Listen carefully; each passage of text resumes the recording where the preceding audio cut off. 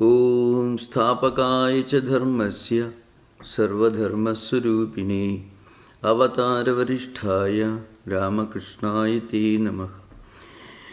So we were discussing some of the most important tenets of Vishishtadvaita philosophy expounded by Ramanujacharya, and I was trying to emphasize what might be called the most significant contribution of Ramanuja towards the bhakti tradition, especially his elaborate description of bhakti and prapatti, the ideal of devotion to a monotheistic God and the ideal of self-surrender, which is elaborately discussed in his Gita Bhashya, in Sri Bhashya, and also in the Rahasyatraya Sara, which is an important foundational work by Vedanta Desika, who is responsible for consolidating the Vishishtadvaita philosophy.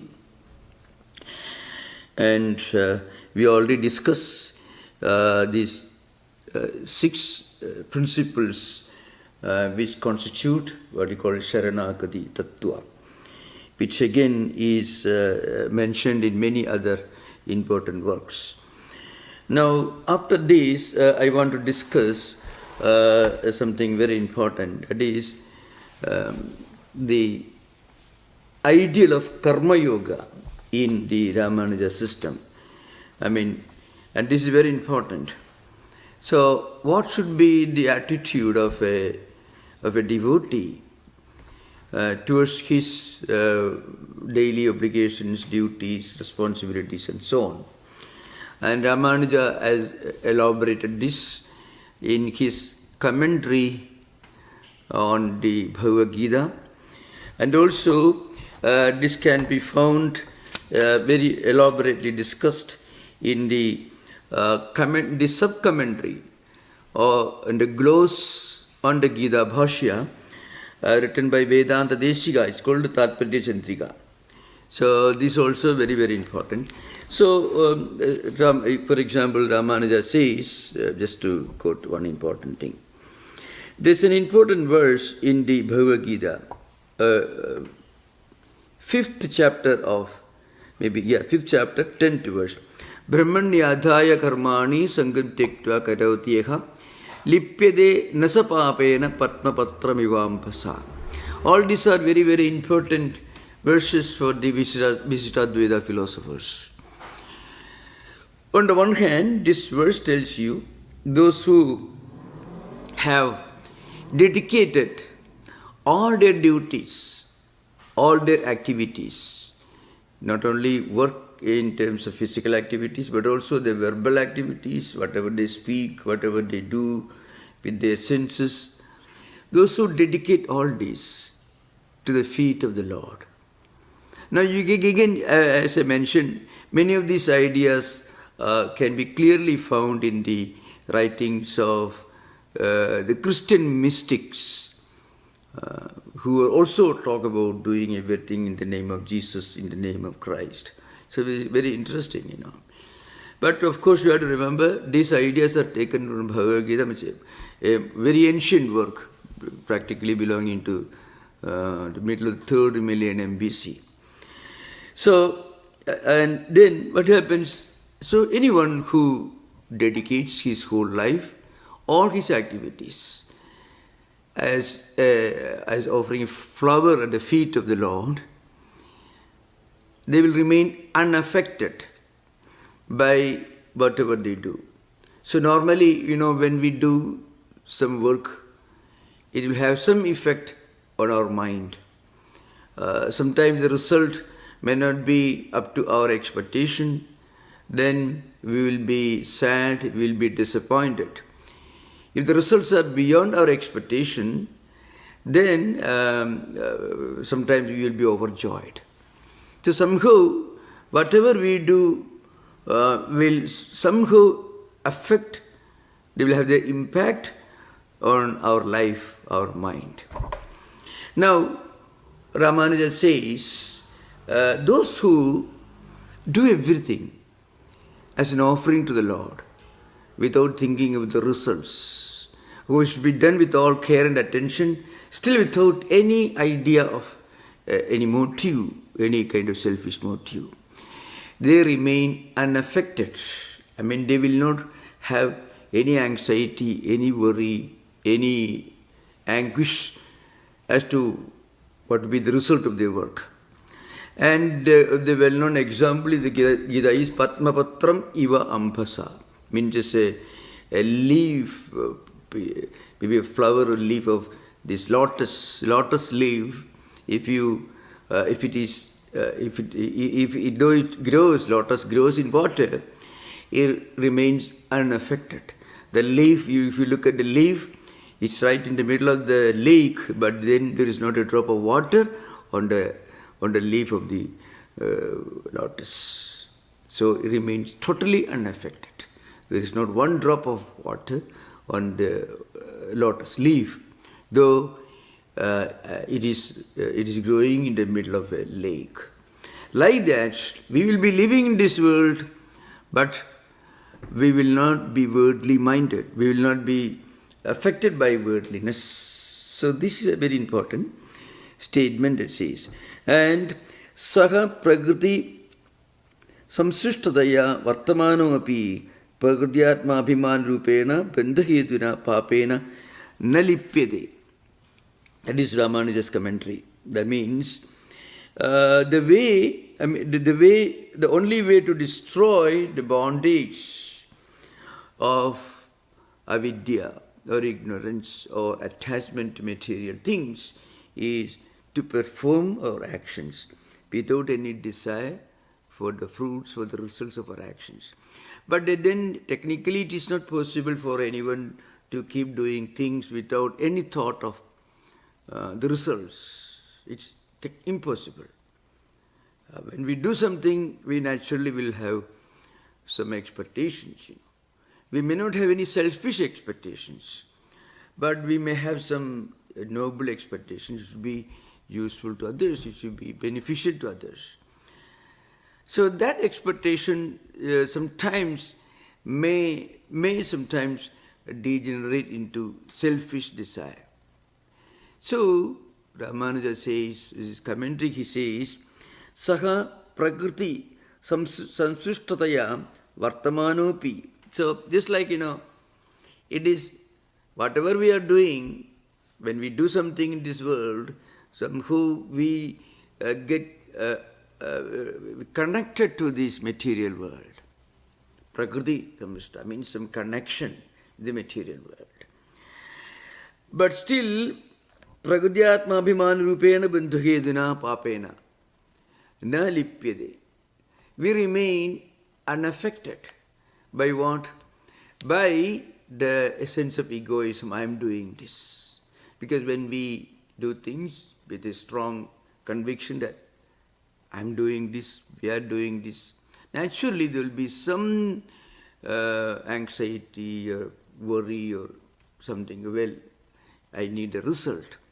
But instead of that, we do, this is God's work.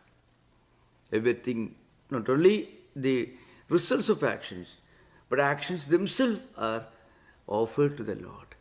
And still we should be able to do things with a great care and attention. This idea behind. So our concentration, our focus, what you call shraddha,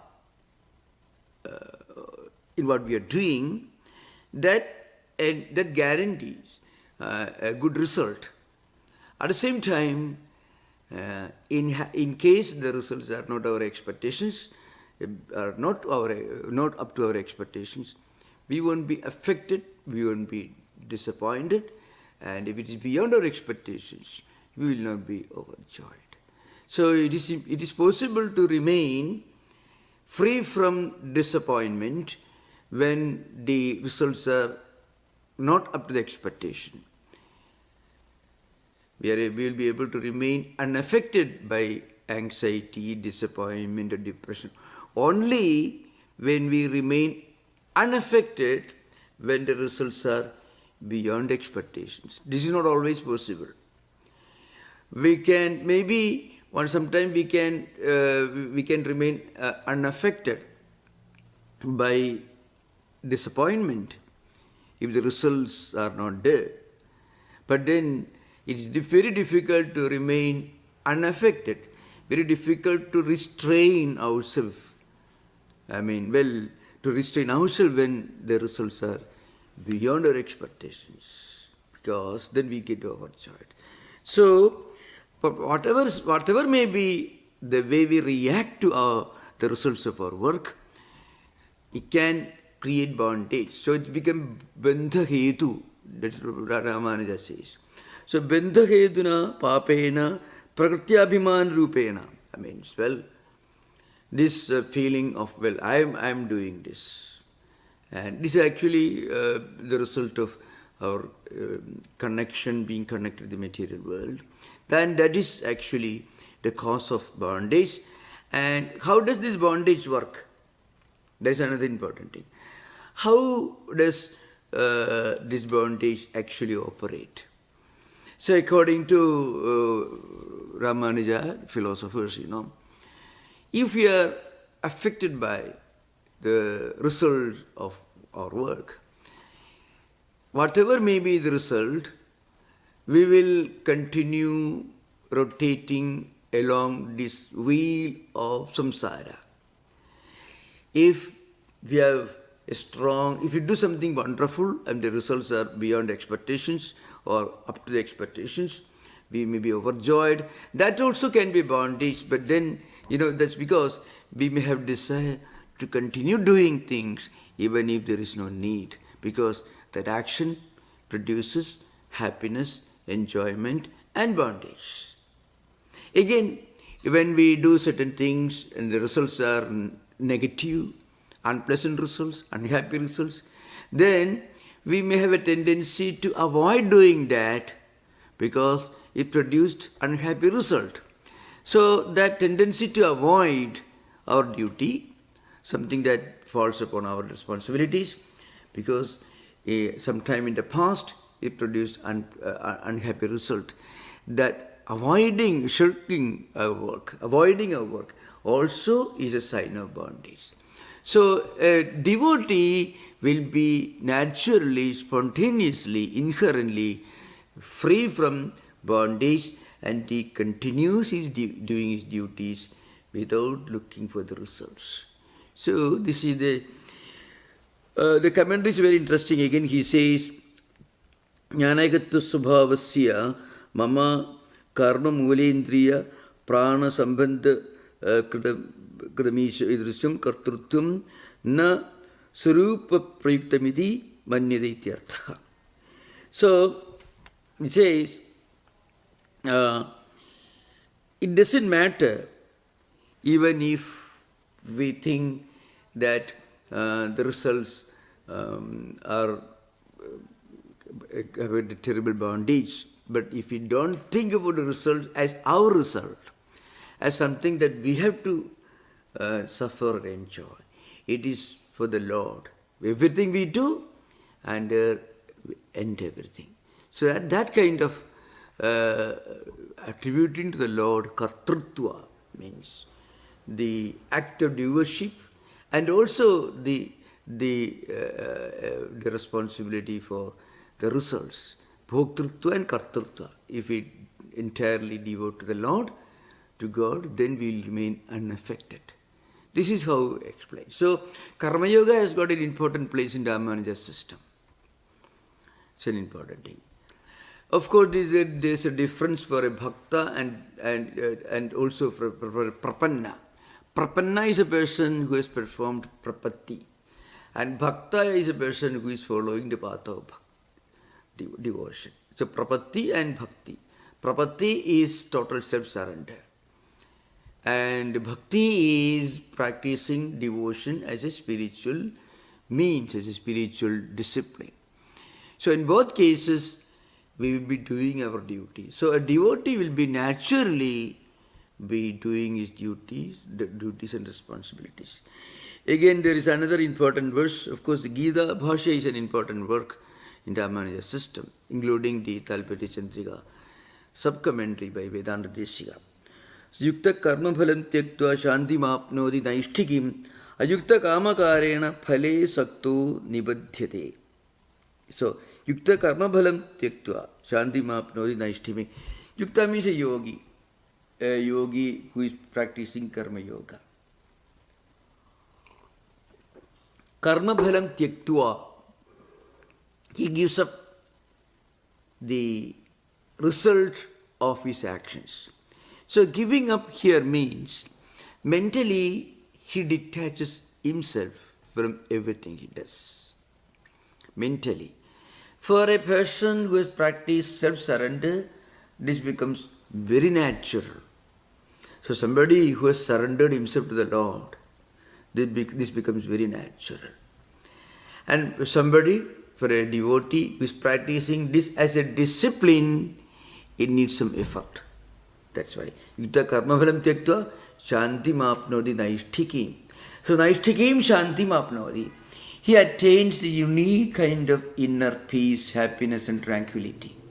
Now we can see many examples. Sometimes we wonder, if you look at the lives of great mystics, great saints who worked so much, who struggled so much. I cannot give a better example than the Swami who is the founder of the temple from where I am giving this lecture. That is a very close example. So in this very temple, the San Francisco is called the first Hindu temple in the West. It was built in 1905. It was dedicated in 1906 January. And the Swami who built this temple was Swami Tattwamayananda, who was sent here by Swami Vivekananda to reorganize the Vedanta Society's work in this country. He came to San Francisco in the year 1903 January, and the temple was built in 1905. It was completed in 1905 November, December, and it was dedicated 1906 January. Now this Swami was he was not a well-trained administrator, organizer or anyone like that.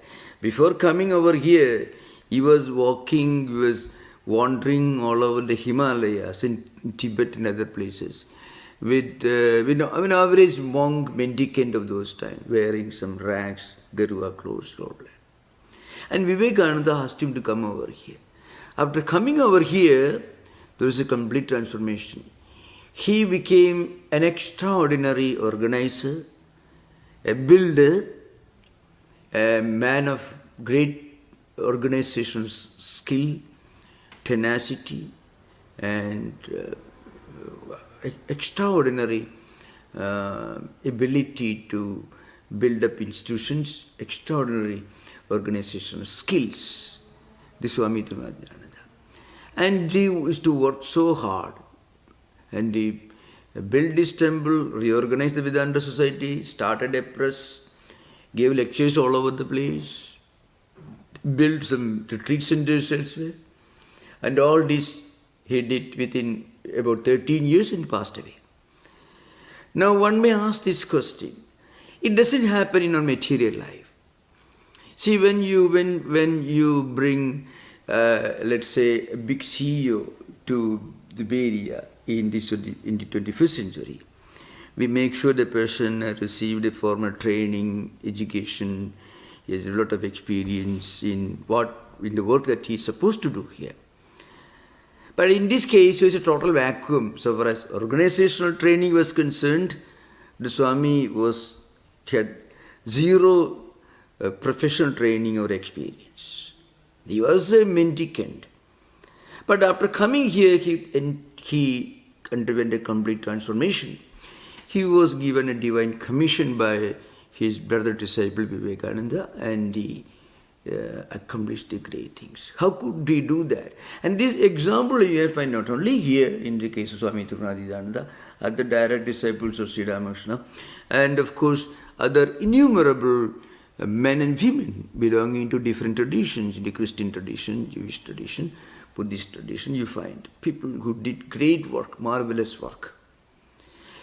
So the point is, very often when you do great things, when you are very active, mentally, physically, intellectually very active, but at the same time without any selfish motive, it conserves your energy. It helps you to conserve your energy. You don't get exhausted. Because when we become exhausted, we become tired, fatigued by what we are doing only when we connect what we do with ourselves.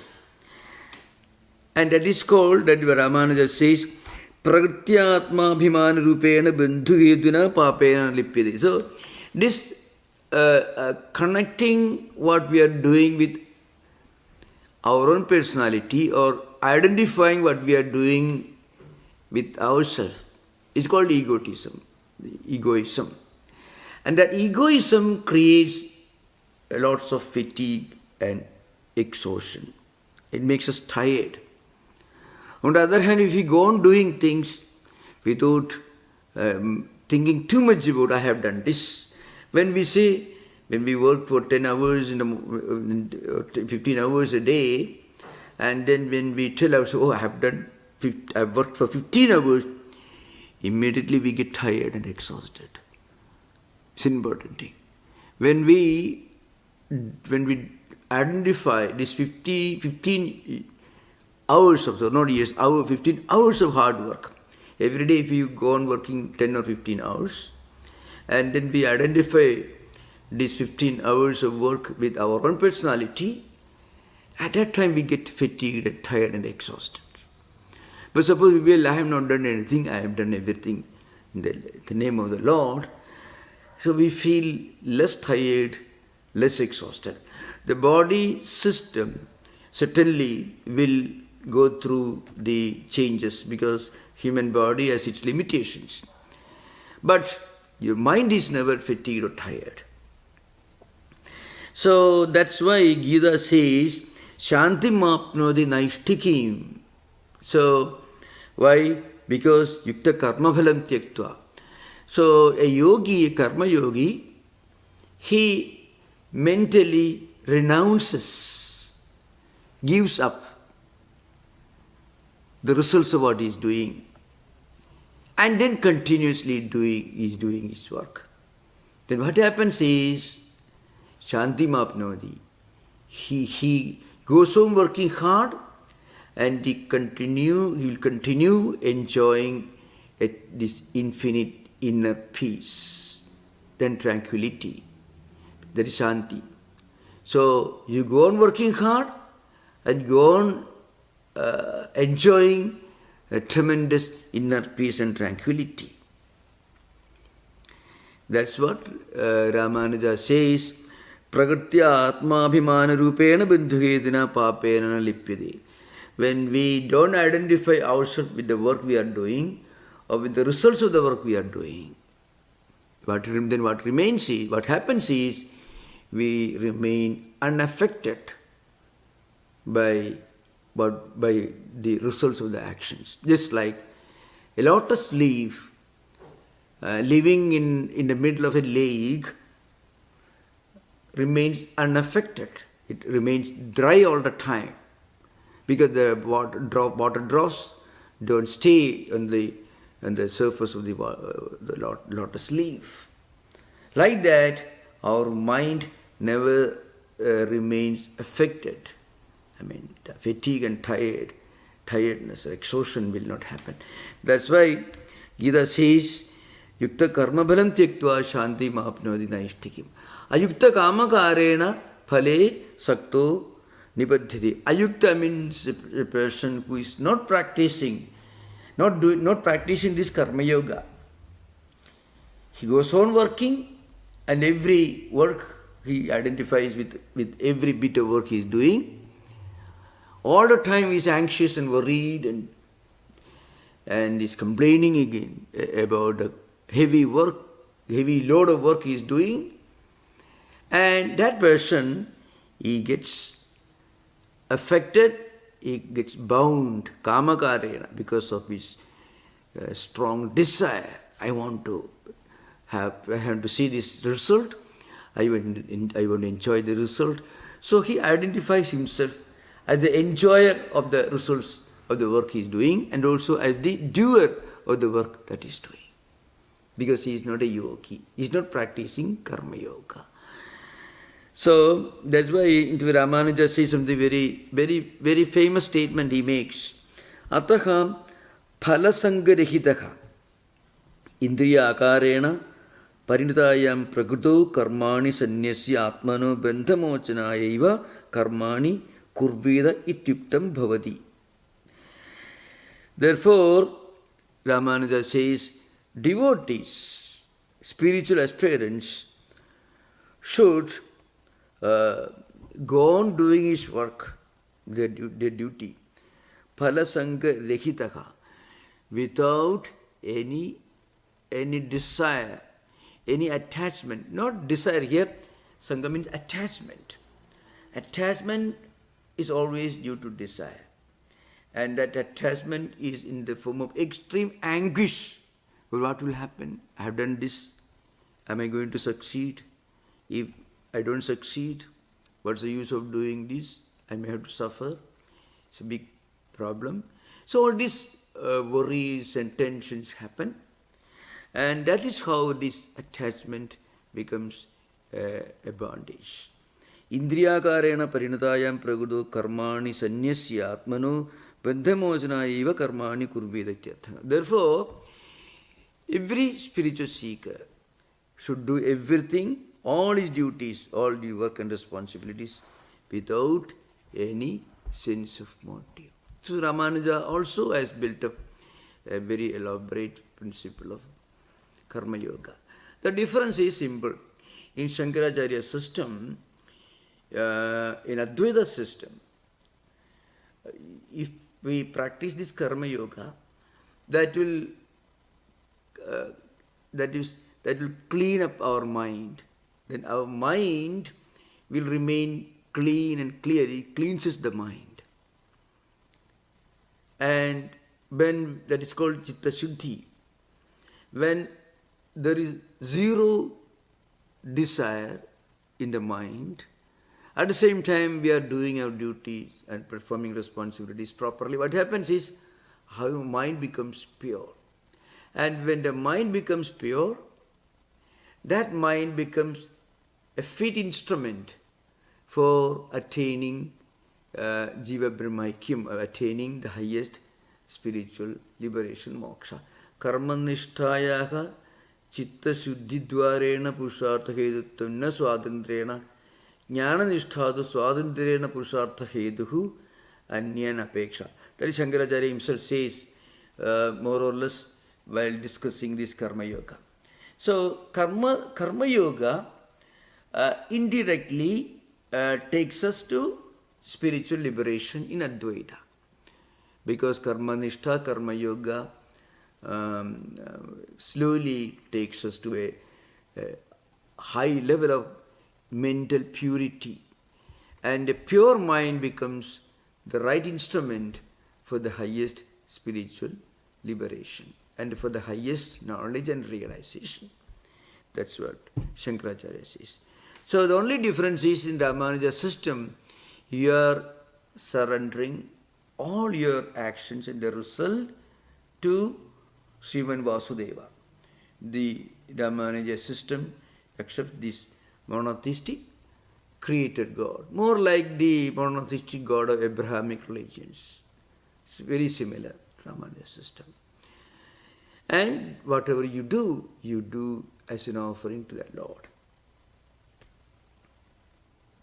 In another context, of course, Ramanuja writes, when he introduces the 30th verse, there is a well-known verse, it's an equally famous verse in the Gita. Mai sarvani karmani sanyasya adhyatma chedasa nirasi nirmamo bhutva yudhyasva vigatajvara. That is, it comes the 30th verse of chapter 3rd. Mai sarvani karmani sanyasya adhyatma chedasa. This again, those who dedicate all their actions, by implication, all the results of their actions also. Those who renounce, those who offer all this to me, what happens?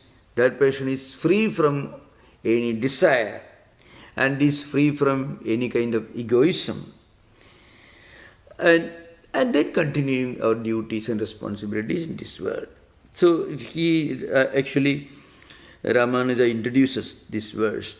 Idanim atmanam paramapurusha sharirataya tan niyamitta surupa nirupena bhagavati purushottame sarvatma bhude gunakrutam cha kartrutvam aropya karma kartavyada uchyade. Normally, a normal person will think, well, I am doing this work. I have a lot of things to do. I am doing this with my resources. My mind and my senses are involved in all these actions. Depending upon, of course, normally we interpret our actions. We analyze our actions in the light of Sattva-guna, Rajo-guna, Tamo-guna. But a devotee doesn't make that threadbare analysis. What he does is, he doesn't bother too much, he doesn't elaborately analyze his actions or think of the consequences of his actions. What he does is, he just offers everything to the Lord. So, that's why Bhagavati Purushottame Sarvatma Bhude Gunakrutam cha Kartrutvam Aropya Karma Kartavyadaya Uchyade. So he doesn't think about this, about the guna, Sattva-guna, Rajo-guna, Tamo-guna, whether his actions will produce any good result or bad result, whether a sinful deed or maybe right action or wrong action, he doesn't analyze. But important point is here, a devotee who is following Bhakti Yoga, who sincerely performs all his duties and responsibilities with a sense of offering to the Lord, that devotee willingly will not do anything wrong. That is an important thing to remember. Because when we direct our actions, our thoughts, our feelings to the Lord, when we give a spiritual orientation to our actions and activities, what happens is, it becomes psychologically impossible for us to do anything consciously, to do anything that is harmful to others. That is an important thing. Because our mind gets purified, our senses also get purified. So one may make mistakes, but will not consciously, not willingly. Mistakes will happen to every human being. Human error is possible. But because the devotee or a follower of Bhakti Yoga, he is doing everything with a sense of sanctity and sacredness. And then he is doing all this as an offering to the Lord, so he cannot do anything wrong. That's why in this particular verse, it is said in the context of Lord Krishna's instruction to Arjuna, Yudhyasva Vikatajvara. And Krishna is telling Arjuna and tells him, and fight without a selfish motive. So it is not a very pleasant duty. It is impossible for us. Because you are a Kshatriya. Arjuna is like a member of the special forces, or like the member of some advanced guard, stationed in the border to protect the country, the nation. Or maybe he's like a security man standing in front of a school to protect the children, school, others. So that person, suppose he suddenly gets, because he's a very noble person, Arjuna is a very noble-minded person. I'm giving a modern context to impress upon the listeners Arjuna's predicament, something about his condition. Arjuna was a very, very famous warrior, and he will do He will fight only for dharma and he will not harm anyone. He was a great spiritual seeker, but his profession was that of a kshatriya, more like a member of the special forces or a security guard standing in front of a school where children are studying. So he gets his problem. Is it proper for me to do my duty? Because technically it involves violence. But Krishna tells him, well, I'm giving you the context in modern times. So Krishna tells him, it is your duty. If you run away from your duty, people will suffer. And you will be responsible for their sufferings. So, if you do your duty, less people will suffer. One or two wrongdoers will suffer. If you don't do your duty, the whole society will suffer. So, better you protect the society instead of saving the lives of if you have wrongdoers. So, that's the context. So, my sarvani karmani sannyasya adhyatma chedasa. With a spiritually oriented mind, you dedicate all your actions to me. And then, without any selfish motive and without any sense of egoism, nirashihi nirmamaha, without any selfish motive, without any egoism, yudhyasva vigatacchura. So, this is an important point to remember. So, a karma yogi can even do a duty which he actually doesn't like, but it falls on him by virtue of his social status, his obligations, his profession sometimes. Our own profession may make us do things that we would otherwise rather would not have done. So in that case, Lord Krishna says, do this as an offering to the Lord. That's why Kartutam Arupya means Bhagavati Purushottame Sarvatma Bhude Kartrutvam Arupya Karmakartavyada Uchyade. So the Lord Vasudeva, the all-pervading divine creator, God, you surrender, you offer all your duties to him and do your duty. So this is an interesting. And in fact, Ramanuja's predecessor in the Vishishtadvaita tradition, Yamunacharya, he says, Karma Yoga should be performed with total disinterestedness, and this can be done even while being engaged in actions that may be unpleasant, that may be disagreeable to us. Then only it becomes karma yoga.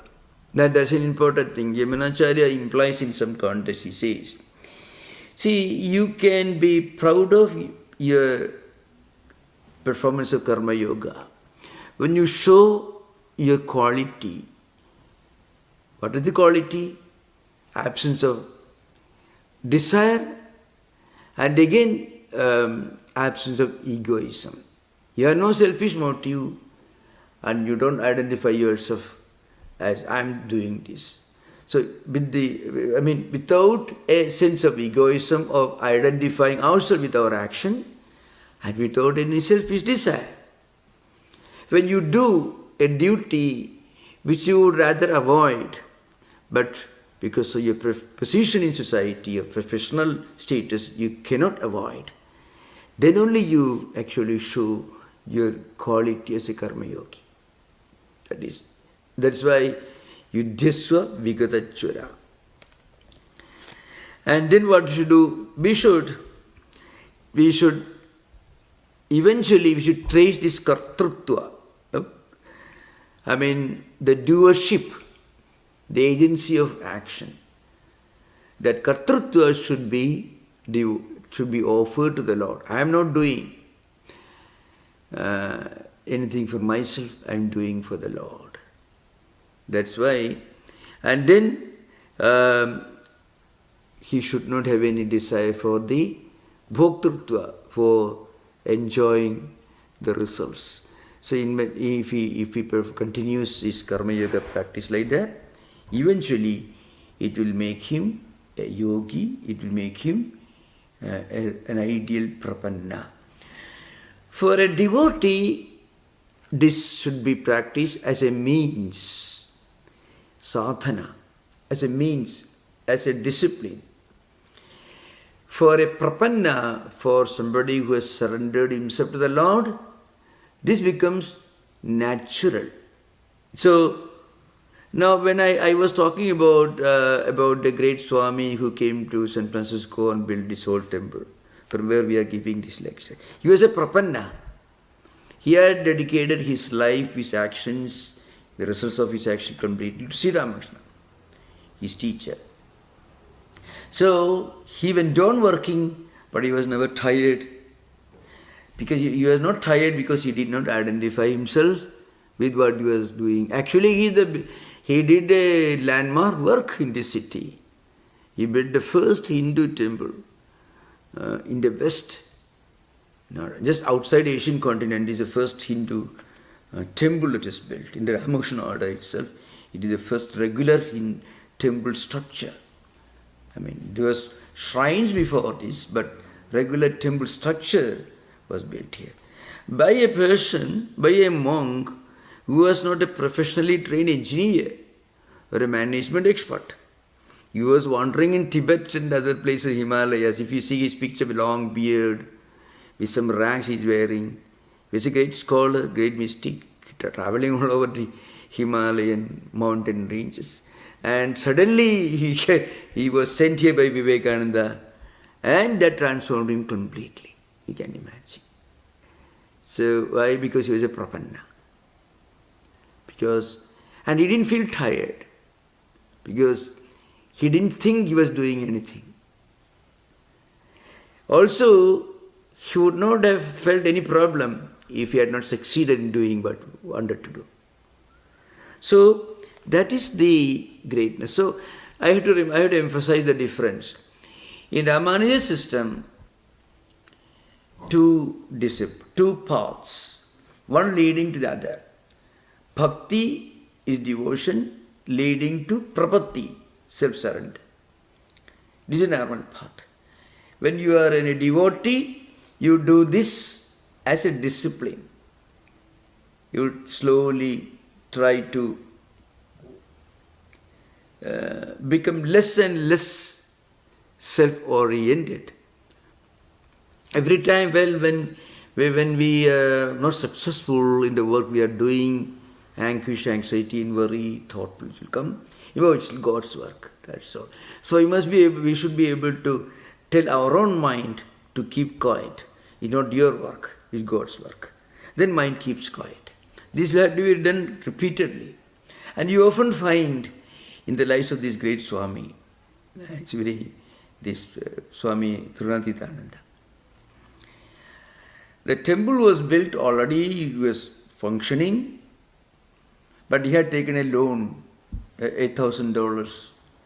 So he had taken this loan from some wonderful devotees. He had to pay back. So the bank was asking, with some arrangement they would have confiscated this property because the date was approaching. He was supposed to pay back this debt.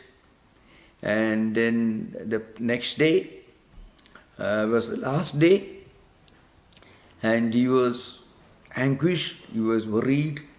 Then he was walking up and down, and he told Sri Ramakrishna, who had passed away in 1886, and see, you brought me here, you made me do this, and now I am facing this terrible predicament. What am I going to do? Like that, he was talking to Sri Ramakrishna, he himself walking up and down. And next day morning, one old American gentleman came. He was accompanied by a younger person. And the younger person was carrying a bag containing $8,000 in gold. That is how the temple survived a great catastrophe. Otherwise, the temple would have been lost. So what happened? So you remember this, of course, you can read in the life of Swami Tattwamayananda, written by Miss Mary Gargi, who is the Mary Louise Burke. Her Sanskrit name is Gargi, who has written this wonderful book, this life of Swami Tattwamayananda, the great American writer, who assumed the Sanskrit name Gargi, because her real name was Miss Mary Louise Burke. So you can imagine, he was already a prapanna, but sometimes still the thoughts will come because the world in which we are living doesn't remind us of the highest spiritual truth. So, but again, a prapanna, a saint, never fails in his mission, because he becomes an instrument, a tool in the hands of a much higher transcendental power. That's what Ramanuja says in his commentary. Gita Bhasha, he says, Idanim Atmanam Parama Purusha Sharirataya Taniyamyatva Surupa Nirupanena Bhagavati Purushottame Sarvatma Bhude Gunakrutam Cha Kartrutvam Aropya Karma Kartavyada Uchyade. Normally we may interpret our actions in terms of we identify the doership with our own personality. We analyze, we define, we describe our actions in terms of what we did, with what intention we started. And also, we also may analyze our own characteristics in connection with the work we are doing. The gunakrutam arame, that means we bring in our own characteristics because we identify ourselves with the agency of action. But a prapanna, a devotee who has become a prapanna, who has practiced prapatti or saranagati or self-surrender, in his case, what he is doing is he dedicates all his actions and the results and all other paraphernalia associated with that to the Lord. So he remains unaffected. Though sometimes circumstances may create tension, but immediately he'll find that he will be able to recover his ground, and he will identify everything with the Lord instead of identifying with himself.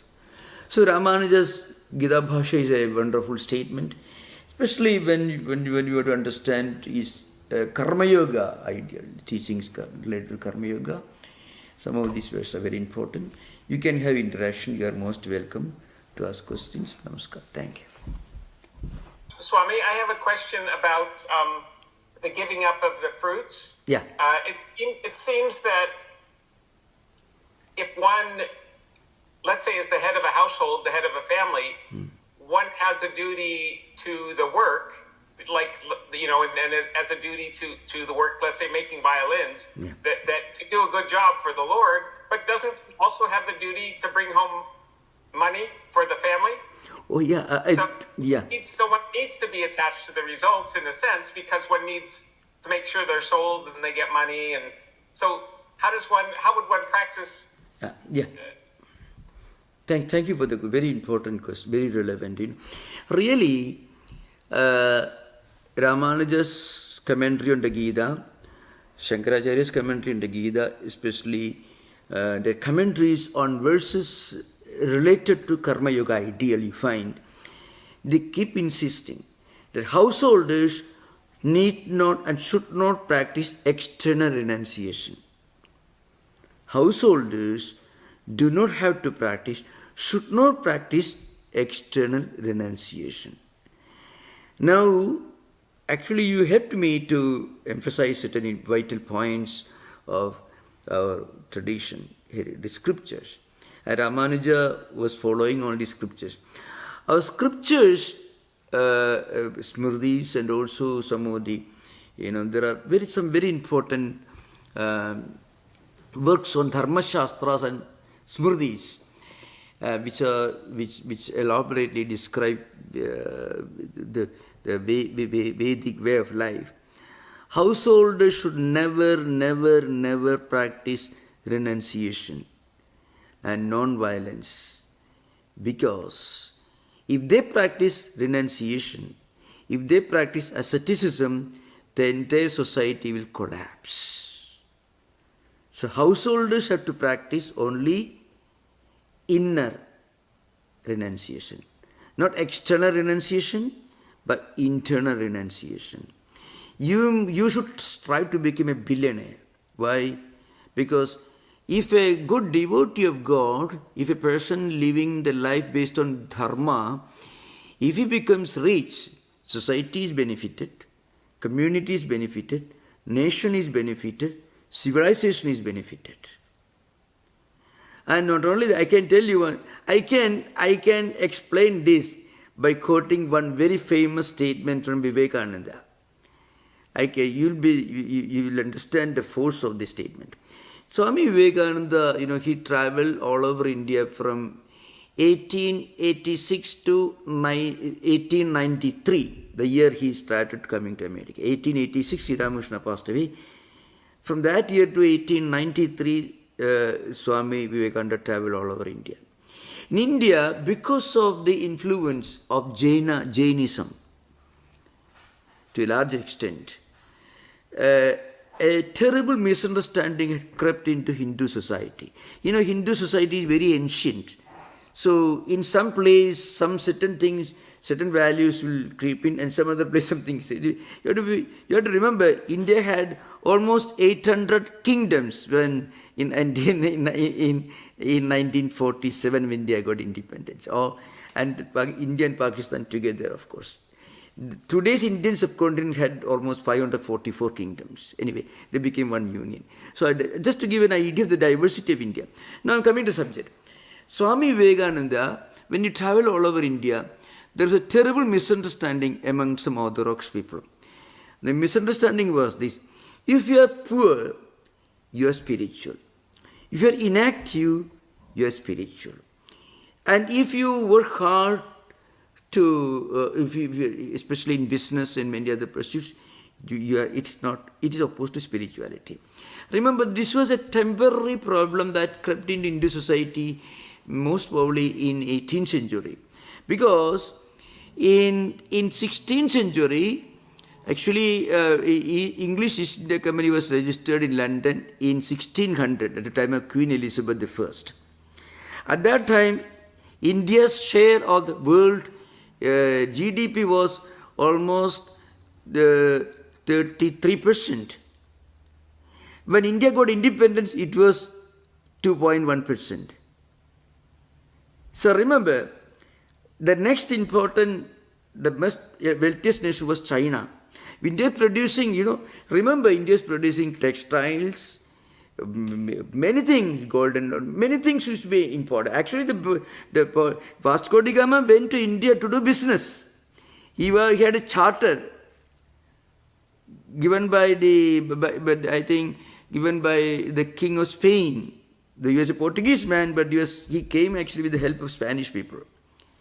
Now remember, because he wanted to trade with India, that India had fallen so low when India got independence in 1947. Okay, I'm giving you an example. So Vivekananda found that Indians, especially Hindus, had this terrible misunderstanding. If you are poor, you are wonderful. You are spiritual. So poverty came to be identified with spirituality. Tamoguna, inactivity, came to be identified with Sattva-guna and spirituality. But so Swami Vivekananda makes a powerful statement in one of his lectures. Like this statement is this: the day when householders started practicing, and he uses the word ahimsa and renunciation, the fate of India was sealed. The day when householders started practicing ahimsa and non-violence, the fate of India was sealed. You can imagine the story. And do you know, in Sri Ramakrishna's life, when Sri Rama was living in Dakshineshwar, there was another gentleman sitting right in front of his room. His name is Pratap Chandra. He was a Hazra. His name is Pratap Hazra. Hazra he was running away from his home and he wanted to stay as a devotee, as a spiritual seeker.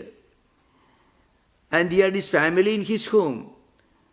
So Sri Ramakrishna asked him, go back to your home, take care of your children. Actually, an householder who neglects his duty to generate wealth, to take care of the children and the family, cousins, and pay taxes to the king, that householder is practicing atharma. It is atharma for an householder to avoid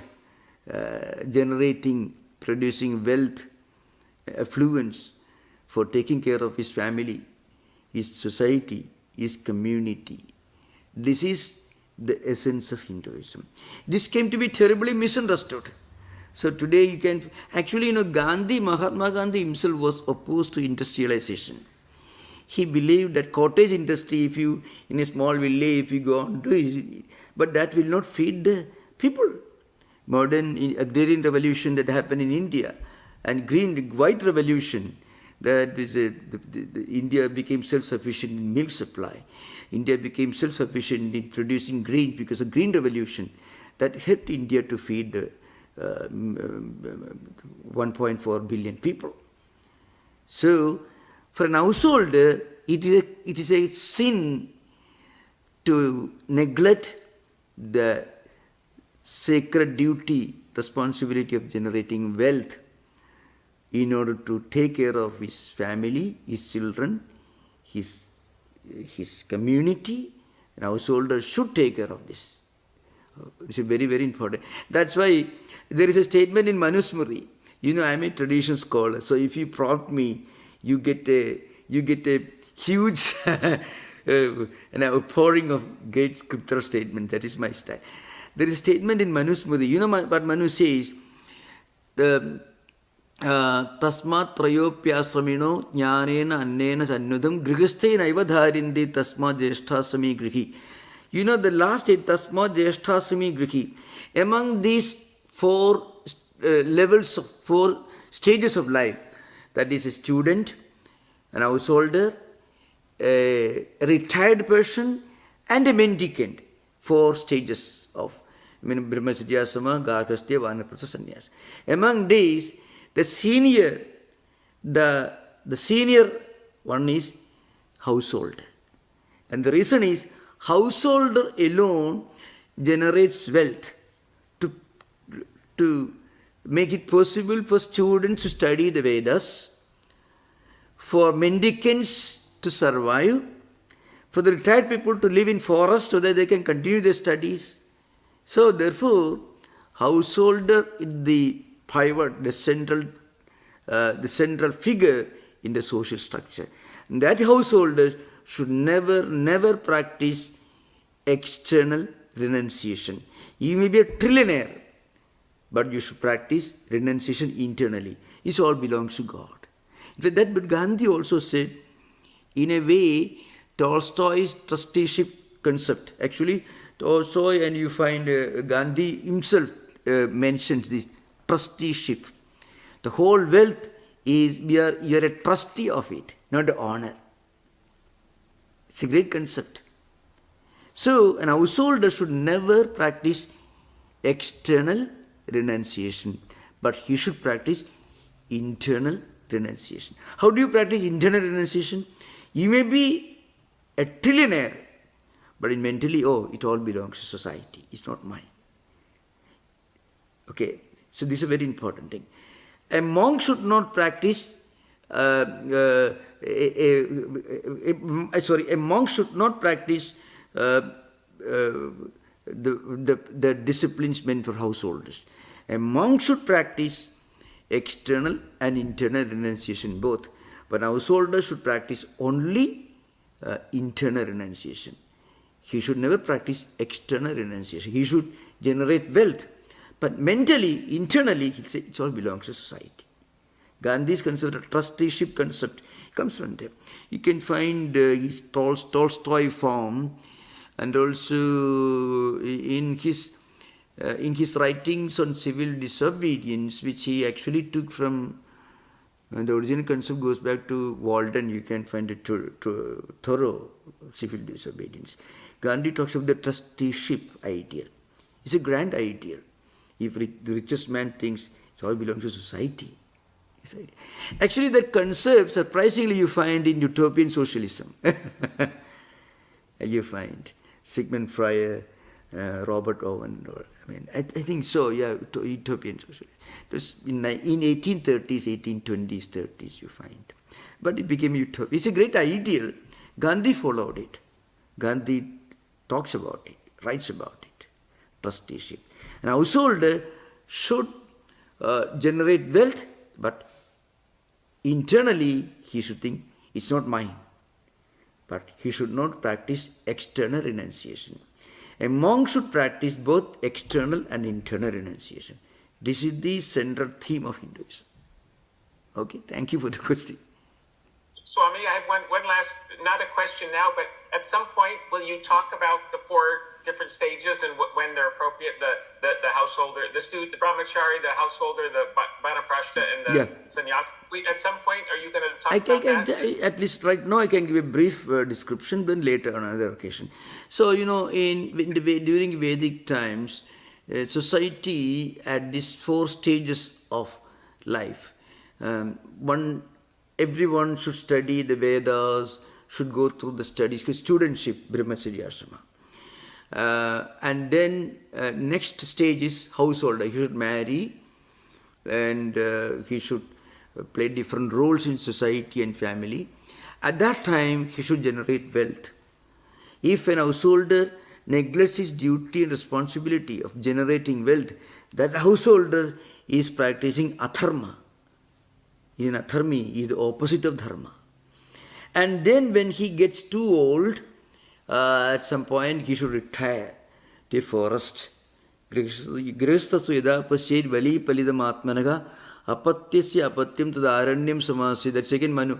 He says, when an householder finds that his hair is getting grey and his face is wrinkled, and when he sees his grandchildren, then he should retire with his wife to a forest, hermitage, and spend the rest of his lifetime in contemplation, reading scriptures, and also in teaching scriptures.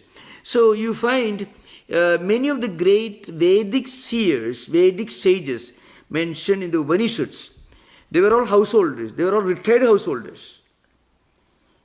The majority, not the majority, at least 40% or more of the great Vedic sages who wrote great works, they were all retired householders called Vanaprastha. The last is sannyasa, mendicants. But at the same time, many of the Upanishads again and again state, if a person wants to become a monk, a mendicant, even from his boyhood, or directly from householdership, or then he can do that. Any day, any moment, if a person feels, this world is not for me, I want to live a higher life. Shankaracharya was 6-year-old. The greatest name in India's monastic tradition. 6-year-old. Okay. So he became a great monk, wandering all over India 4 times. So Ramanuja was quite aged. He lived up to 120 years. So Buddha was 80 years. But Shankara finished all his work by 32. And he started his work when he was 6-year-old. Another interesting story. Okay, thank you for the question. Yeah. Good evening, Swami. Yeah. I have a follow-up of David's question. Yeah. So if I'm a soldier and I'm guarding the school, the children in the school, and I have a gun, and there are people who are proposing a threat, and I have to do something about it. Am I wrong to, in my mind, in performing my duty, associate my actions with the result? I've got to save these children. I should be very connected to how effective I am, at least at that moment, even if later, in reflecting, I don't take personal credit for it. But at that moment, for me to be engaged and motivated, doesn't it seem to be that I would have to be very connected to the result in order to do duty? Yeah, I know how Karma Yoga works at the psychological level. So when we have to do a duty, a work, we should focus our whole mind, whole resources on the work we are doing with total application. And then after performing everything, when the thought of worry or anxiety comes, at that time we think, I've done my duty, I leave to the Lord. That's how it happens. See, Karma Yoga will never allow a person to be unattentive, non-attentive, to be negligent, to be indifferent to the duty right now in front of us. A Karma Yogi will plunge with all enthusiasm, with all focus on what he has to do right at this moment. Absolutely. Otherwise, he is not a Karma Yogi. Look at Arjuna. Look at Krishna. All these are great examples. So, in fact, a Karma Yogi will show his true character, his greatness, only when he has to do something which people normally consider as very hard. But for him, it is not a problem. So when we do the work, in the context you mentioned, do full attention, total, complete dedication, focus on what we are doing. Afterwards, you may, I did my duty. Karma Yoga will never allow anyone to be indifferent, inefficient. Actually, Karma Yogi has to be more attentive, more focused, more enthusiastic in what he is doing at the moment. The difference is only with regard to this. A person who doesn't follow the Karma Yoga ideal, he is worried, so actually his action becomes less efficient. And later he worries or he becomes overjoyed. A Karma Yogi never does it. Actually, the quality of Karma Yogi's work will be really much higher than the quality of a person who is not a Karma Yogi. Because if you are a Karma Yogi, the whole mind, mental energy, focus will be on the action we are engaged in. That actually improves the quality of the work. It's important. I can tell you another important thing. All great geniuses at some point will have this ability to plunge deep into what they are doing. And that's not possible unless they leave everything behind. The whole mind is on what they are doing. That's important. Pranam Swamiji. Yeah. I wanted to ask you about this concept, this idea of total self-surrender to the will of God. I've done a little bit of research on Ramajuna, and I'm trying to figure out the spelling of that term, the Sanskrit spelling. It starts with a P. Could you spell out that word for me? Total self-surrender? P-R-A-P-A-T-T-I. Prapatti. Prapatti, the act of self-surrender. P-R-A-P-A-T-T-I. That's how they write in English. That is the act of self-surrender. A person who has already practiced this self-surrender is called Prapanna. P-R-A-P-A-N-N-A. Swami, thank you for the lecture and also the Q&A. My question relates to your response to David, where you mentioned that ahimsa should not be practiced by householders. That's a thing that I'd like to understand better, like what that means in a practical. I will tell you. I told you. Yamas, I understand it's the first one. Yeah, I tell you. I tell you. Historically, Swami Vivekananda was addressing a serious problem that India faced for centuries. Because if you look at Indian history, Jainism and some schools of Buddhism, mostly Jainism, produced this concept of putting too much emphasis on ahimsa to the point of it becoming a liability to the entire nation and the security. This happens. So this is a paradox that you can understand only in the light of Indian history. That place also was famous for the biggest and the most ancient university called Nalanda University. Actually, the most ancient university was Takshashila, that flourished in 9th century BC in what is now Pakistan, this West Punjab. But Nalanda was in Bihar, and that is the university where all the great Buddhist philosophers lived and taught.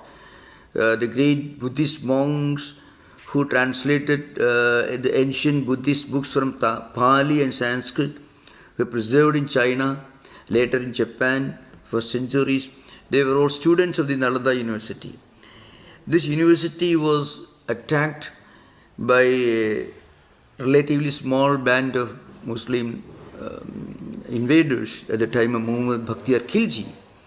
And there were 18,000 Buddhist monks who were students and teachers living there. You can even now go and see the excavation site of Nalanda University. You can YouTube also you can see, or maybe in the internet you can see. That's one of the biggest, one of the most ancient university sites, much older than Alexandria, where St. Augustine was a student, So it was completely destroyed. And these small band of these invaders, they came and they beheaded Buddhist monks one after another. They just coming through narrow path. This happened not once, many times all over India. So Vivekananda was very much aware of Indian history. At the same time, this is totally opposed to the fundamental teachings of Hinduism. So how did this happen? This mistaken notion that inaction, silent suffering, is a spiritual quality, is a virtue. This wrong misunderstanding, almost Shishasana of Hinduism, standing on his head, everything upside down, inside out. This happened mostly due to the influence of Buddhism, especially Buddhism and Jainism. Remember, Buddhism and Jainism represent some of the highest spiritual ideals, but they are meant not for the entire society. They are meant for individual spiritual aspirants, not for the entire society. It is an important thing. So, Swami Vivekananda, he visited the Nalanda, Ellora, all those places. He went through all over India and he had seen all these ancient places. So, when he found people, especially in South India and also in Bengal, he found people who were interpreting Hinduism exclusively in terms of some kind of inactive, tamasic way of life. Vivekananda comes heavily upon them. Because Swamiji had read the original scriptures. Most of these people who talk about this non-violence, they don't know anything about Hinduism. Mostly it's supposed to be a relic of Jains overemphasis on ahimsa. Ahimsa in the Patanjali Yoga Sutra you mentioned, it is meant to be a spiritual ideal for an individual practitioner. Before you start practicing asana and pranayama and pratyahara, you should be very well established in yamas and niyamas. Ahimsa, satya, asteya, brahmacharya, aparigraha, sauja, sandosha, tapasvadhi, supritana. So Patanjali's system is not for the whole society. Patanjali is talking about yoga, chittavritti, nirodha. Chittavritti, nirodha doesn't happen in the entire population. It's not meant for the whole society. It's meant for somebody who is sitting in his home, in his hermitage, who wants to control his mind, who wants to practice, internal meditation, concentration. Not for the entire society. It's an important thing to understand. So Swamiji found that many of these teachings were not properly understood by the masses, which eventually made India poor, weak, and inactive.